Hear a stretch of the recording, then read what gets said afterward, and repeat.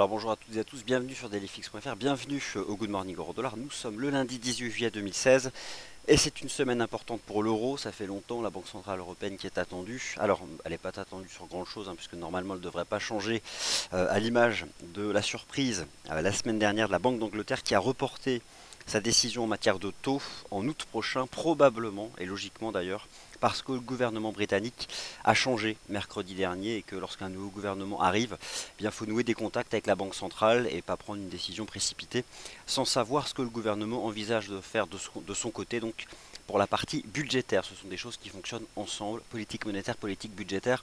Exactement ce que vous avez constaté lundi dernier lorsque l'équipe gouvernementale au Japon a été confirmée par le Sénat, ce qui amène des nouvelles prises de contact avec la Banque centrale du Japon. Les banques centrales sont indépendantes de l'action gouvernementale. Alors, on a probablement simplement un report temporel des actions monétaires en août, pourquoi pas, plus probablement en septembre.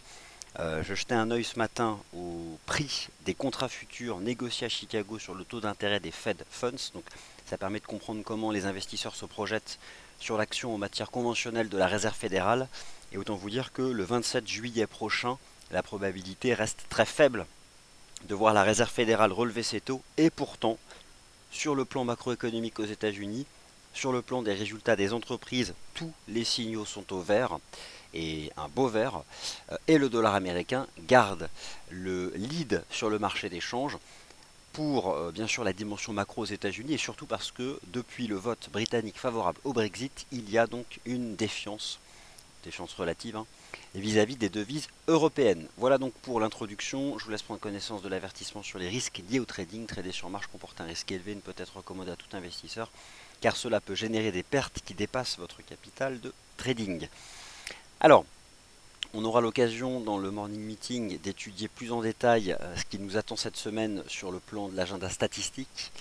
Mais d'ores et déjà, sachez que, sans surprise, la session Forex la plus importante de la semaine sera celle du jeudi 21 juillet, avec une décision de politique monétaire de la Banque centrale sur la rémunération de ses dépôts, le taux de refinancement, le taux de facilité marginale, et bien sûr le programme de quantitative easing. Alors, euh, pour les devises majeures, vous avez sous les yeux l'agenda macro. Bon, le marché sera aussi attentif demain à l'indice des prix à la consommation au Royaume-Uni. Parlons peu, parlons bien, bienvenue à tous, bon début de semaine. Et puis toujours une pensée, en effet, de tristesse pour les événements de la semaine dernière à Nice. Donc voilà, on va rester calme et adopter un ton en conséquence. Techniquement parlant, euh, l'analyse graphique actuellement est assez limpide, donc au final on ne va pas faire de blabla et rester dans ce qui est assez stable, à savoir cette approche chartiste. Moi j'ai à chaque fois dans cette émission la volonté de vous montrer l'US dollar index, donc ici celui de FXCM, toujours avec mon approche, l'approche prix momentum. On commence la semaine en données journalières, mais si vous n'avez pas fait le travail vendredi soir ou durant le week-end d'étudier vos bougies hebdomadaires, je vous invite à le faire ce matin, à les avoir bien en tête et ensuite à vous reporter tout au long de la semaine sur l'horizon de temps journalier et l'horizon de temps 4 heures. Alors, le dollar américain, il reste le leader en effet. Durant le printemps, il a montré sa capacité à tenir son support majeur. C'est très semblable d'ailleurs à ce qu'on observe sur les actions américaines, alors qui sont représentées chez nous par le CFD SPX 500, le CFD US 30 ou encore le CFD NAS 100.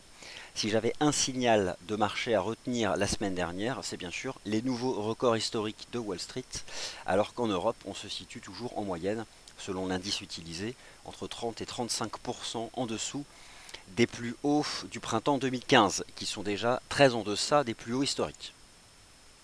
Alors, le dollar américain, double rebond sur le support majeur à 11 672 points. Je n'ai pas changé d'avis, je passe ici en plein écran. Je conserve mon opinion haussière sur le dollar américain. Quand bien même la Réserve fédérale ne relèverait pas ses taux le mercredi 27 juillet prochain, eh bien, elle est toujours attendue pour une action d'ici la fin d'année, alors qu'aucune autre banque centrale ne doit agir en ce sens-là, qui est donc le sens du resserrement monétaire. C'est même plutôt le contraire, avec par exemple en Europe la Banque d'Angleterre qui en août prochain, le 4 août pour être précis, devrait baisser ses taux de 25 points de base. Alors, Ici, lorsque vous regardez l'US dollar index en données journalières, vous avez donc la jambe de reprise du début du mois de mai, qui, elle, la correspond tout simplement à la macro US, aux résultats des entreprises et surtout aux statistiques américaines qui concernent notamment la consommation des ménages. Et bien sûr les chiffres de l'emploi. Les chiffres de l'emploi d'ailleurs qui ont largement rassuré les investisseurs au début du mois de juillet, quand l'économie américaine a à nouveau démontré sa capacité à créer environ 250 000 à 300 000 emplois par mois, ce qui est énorme, et ce qui permet de maintenir le taux de chômage à 4,9% de la population active, ce qui est un record parmi toutes les économies occidentales. Alors, donc, qu'est-ce qui explique que la Fed ne relèvera pas ses taux si l'on en croit le livre beige qui a été publié la semaine dernière? C'est un rapport séquentiel de la Réserve fédérale sur l'état de l'économie américaine. C'est toujours la même chose, l'évolution des prix. Alors dans les prix, il y a beaucoup de choses, mais en l'état, la Réserve fédérale, elle attend de constater des pressions inflationnistes. Ça aurait pu venir du côté du prix de l'énergie, mais le prix du pétrole marque le pas sous les 50 dollars. Par contre, la croissance des salaires reste élevée aux États-Unis. Et ça, c'est ce qui a d'ailleurs en priorité amené la Fed à relever ses taux pour la première fois en décembre dernier. Allez, parlons peu, parlons bien. Techniquement parlant, j'attends toujours, et probablement cette semaine, avec par exemple un euro-dollar qui serait mis sous pression par la Banque Centrale Européenne, la résolution technique haussière de cette structure en double bottom ici sur l'US dollar index de FXM. Vous avez exactement la possibilité de constater l'existence de cette figure sur l'US Currency Index DXY, donc celui qui est principalement utilisé dans les salles de marché en utilisant TradingView, donc un site sponsorisé d'ailleurs par FXM au passage. Donc vous avez ici une jambe de hausse qui est celle du Brexit, donc c'est la hausse du dollar américain mais qui est essentiellement due à la vente du franc, à la vente de la livre sterling et à la vente de l'euro. Parfois un indice devise donne une direction sans que la devise en question soit intrinsèquement concernée parce que comme tout indice boursier elle évolue selon ses composantes. Et ce qui avait permis ici à l'US dollar index de progresser, c'était la baisse de l'euro dollar, la baisse du GBP USD et la hausse de l'USD CHF. Une jambe de hausse, deux moyennes mobiles que j'utilise en priorité qui sont celles à 20 et 50 périodes, arithmétiques, ici sur l'horizon de temps journalier, une jambe de hausse, une structure latérale en fanion ou en triangle rectangle ascendant, peu importe. Et l'idée est que le support est toujours acheté sur le dollar américain, tout comme les investisseurs ont le réflexe d'acheter les supports des actions américaines. Ce qui est un peu moins le cas en Europe, même si en Europe les indices boursiers ont pour la plupart tenu leurs supports eux aussi, mais qui sont des supports majeurs, qui ne sont pas des supports intermédiaires, et en Europe on ne fait pas des nouveaux records historiques. Alors je vois des questions déjà, bonjour Alain41, bonjour à tous, Loïc, Blue Bull et tout le monde Canel sur les indices boursiers, mais je les couvrirai dans le morning meeting. Je vous rappelle que nos émissions sont maintenant très segmentées par classe d'actifs pour une visibilité optimale. MM 20 jours en tendance haussière, alignement haussier, au-dessus de la moyenne mobile à 50 jours, structure latérale. Attention, le marché peut encore en début de semaine rester ici dans cette phase d'orange jusqu'à donner un signal. Le seul signal technique qui serait positif serait donc la cassure haussière des 12 050 points à ce moment-là, donc la structure serait validée. Alors, ça c'est parfait.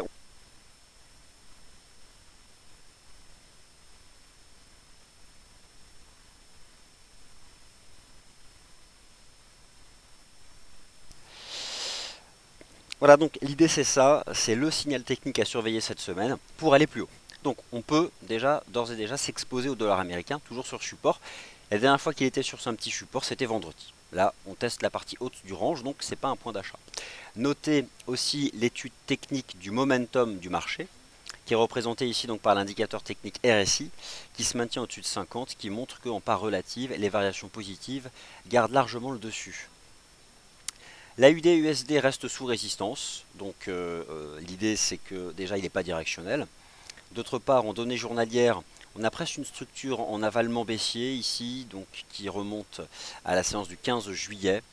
Et c'est vrai que le marché défend aussi cette petite oblique. Là, le chartisme s'entremêle dans tous les sens. Moi, j'ai pas de visibilité.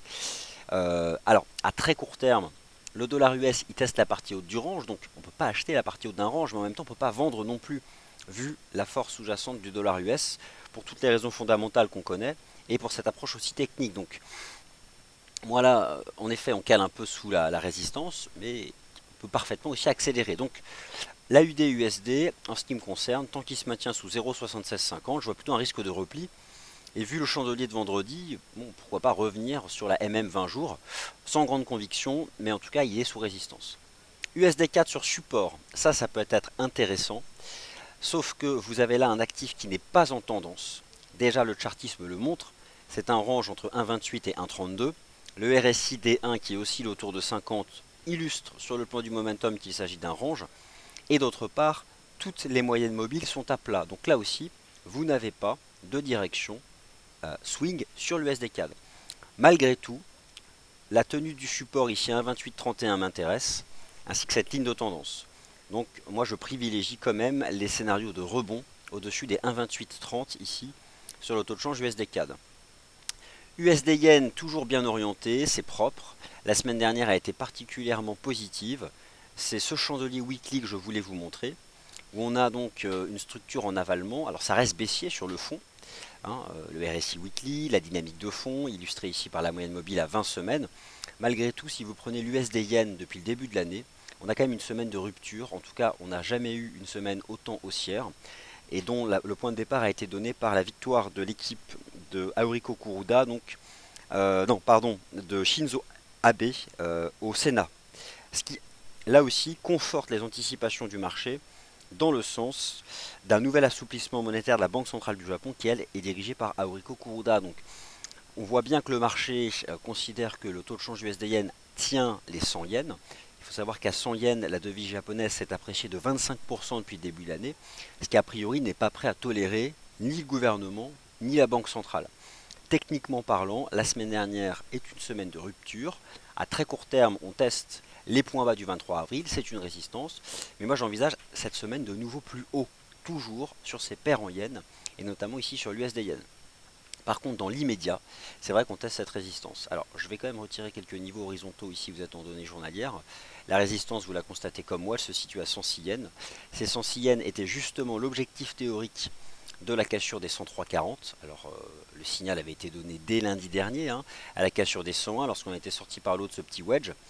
Maintenant, je surveille pour envisager une nouvelle stratégie positive. On peut donc trouver quelques lignes de tendance. Celle-ci n'existe plus. Le marché commence à rentrer dans un range.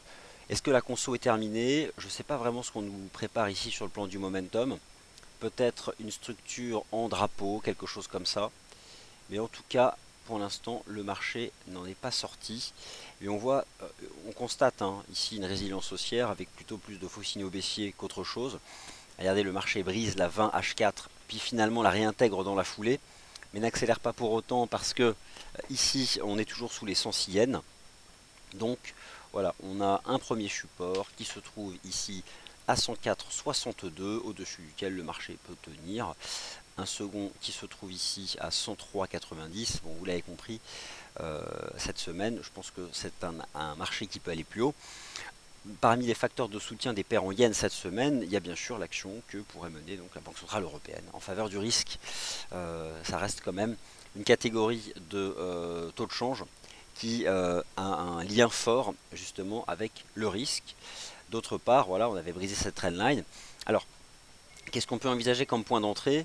Pour l'instant, c'est un peu tôt. C'est quand même un bon signal, le fait qu'on ait brisé la 20 H4 et que finalement le marché l'ait tenu. Alors surveillez ça. La prudence, c'est quoi? La prudence, c'est d'attendre une cassure haussière technique, donc des 106, 106, 31. Et derrière, à ce moment-là, le marché peut accélérer. Donc voilà, on va voir un peu comment les choses se passent. Alors, AUD-USD, NZD-USD, le NZD-USD se replie ici sous la résistance à 0,73 et le GBP-USD échoue sous la moyenne mobile à 20 jours. Il était en position de vente à quelques pips près dès le 15 juillet. Bon, le dollar US, lui, est toujours bien orienté. J'envisage clairement la capacité que ce marché se replie en dessous. Donc cette semaine, la Banque centrale européenne, et ayez toujours en tête, bien sûr, la force du dollar américain. L'euro-dollar, il a rejeté la semaine dernière, jeudi, vendredi, avec là aussi la force du dollar américain, la défiance vis-à-vis des devises européennes. C'est un marché qui se maintient en range au-dessus d'un support important. Si je passe en cours de clôture en D1, vous voyez qu'on tient le point bas en clôture juste après le Brexit. Le vrai signal de vente de l'euro-dollar, ce serait casser les 1,1020. Et peut-être qu'on est en train de construire, regardez, un petit triangle rectangle descendant ici, en cours de clôture. En l'état, le seul signal vendeur sur l'euro-dollar, ce serait casser les 1,1020. Mais après le bearish engulfing, je privilégie le scénario baissier et je vous invite à utiliser la moyenne mobile à 20 jours ici pour gérer votre risque avec derrière clairement un marché qui pourrait casser ici le support à 1,1020 $. Voilà donc pour le tour d'horizon des paires majeures. Vous retrouvez Sylvain dans 10 minutes pour le rendez-vous des scalpers. Je vous remercie d'avoir été attentif et je vous retrouve pour un point plus complet à 11 h et à 10 h 30 le Commodities Market Report. Merci à tous.